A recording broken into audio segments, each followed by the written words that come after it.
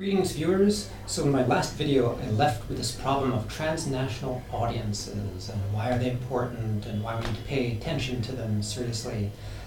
Just as a little reminder of what I went over, my path to that question actually came through video game culture, and my interest grew as a result. I was seeing patterns inside of the video game franchises where transnational communities of fans and players were starting to exert real agency over the direction of franchise. It was a very internal phenomenon. Even these big franchises were starting to be steered by online communities of fans and players, and they exerted real power. They actually had decision-making weight, and that weight increased over time.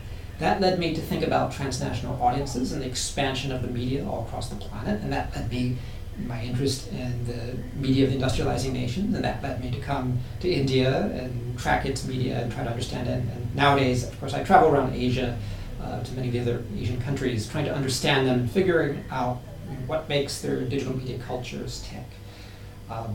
Fascinating stories. That's my own personal story there.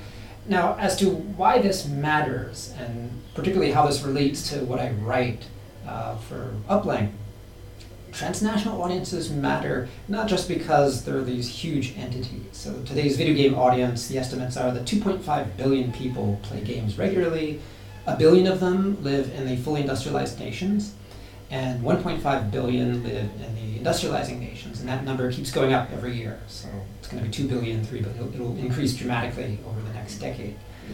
But in a deeper sense, how does this relate to all those things I was saying about the Global Minotaur? And just to rehearse, the idea of the Global Minotaur was between 1973, 2008, the world had a center. It was the US economy. And in the Minotaur, the United States was the financial center, and East Asia and Central Europe sent commodities, and they were consumed by Americans, and the American economy exported deficits back to those places, and that kept everything going.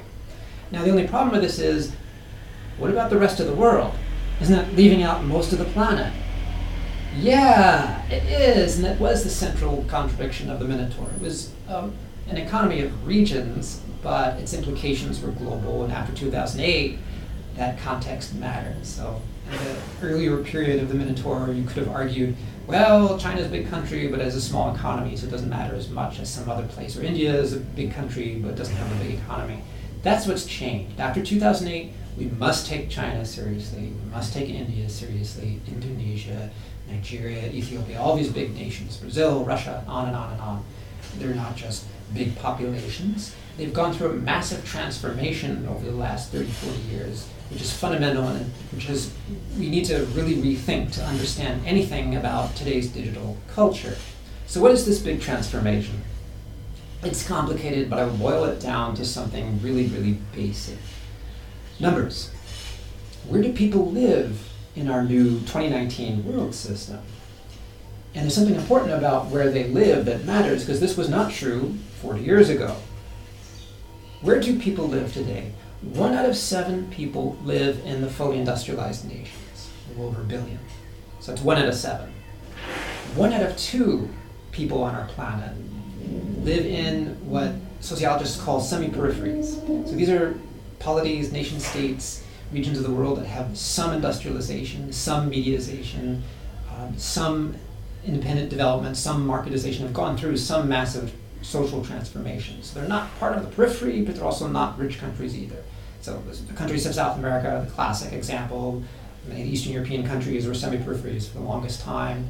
Some of them have traces of that, even though they're part of the European Union, and on and on and on and on and on. The semi-periphery, if you total up the total numbers, 1 in 2 people on the planet, 52%. There's still a true periphery in the world system, and it's located mostly, these are countries and polities that are still majority rural and are in the initial stages of urbanization, marketization, mediatization, as I said. But they've still gone through massive change, and these are primarily in Africa and India. In those regions of the world, you total up the populations, and it's 2.7 billion or so. So it's roughly 1 out of 3 people. Here's the big change. 40 years ago, 2 out of every 3 human beings lived in the rural periphery. Here in 2019, 2 out of 3 human beings live in the fully industrialized or partly industrialized urbanized regions of the world. Again, China is the classic textbook model of this. It's majority agrarian and rural in the 1980s. Today it's 60% urban. But it's not just China. In fact, many other nations have gone through similar transformations, and the landscape has totally changed. So how does this matter? Well, I want to close on this paradox. So we're in an era where the process of industrialization, mediatization, and so forth has taken on unprecedented forms. The majority of our planet now lives differently than it did 40 years ago. So there's massive change happening everywhere. And yet at the same moment, there's this massive change. All of our political systems everywhere are not focused on change. Who are winning the elections? People that are promising a fantasy past. They're promising not change, the opposite of change. They're promising to go back to some amazing utopia that existed but somehow went away. And this is the disconnect across the entire planet. And you see this in every major polity, every country.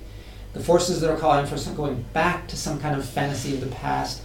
And there's nostalgia there, there's fear. In other words, there's this tremendous dynamism over the last 40 years. But it's also brought incredible stress, conflict, and new forms of pressure on people. And for the time being, human race is responding by trying to bury its head in the sand. Saying, oh, we have to go back to something, even though it's not possible. We wouldn't want to live in a society of the past on any level for a single second. No, you want your smartphone and cell phone and modern medicines and technology, and your Twitter update. No, there's no getting. So that's the contradiction. A landscape of change, but we don't yet have political forms that express that change, that deal with that change and the new challenges adequately.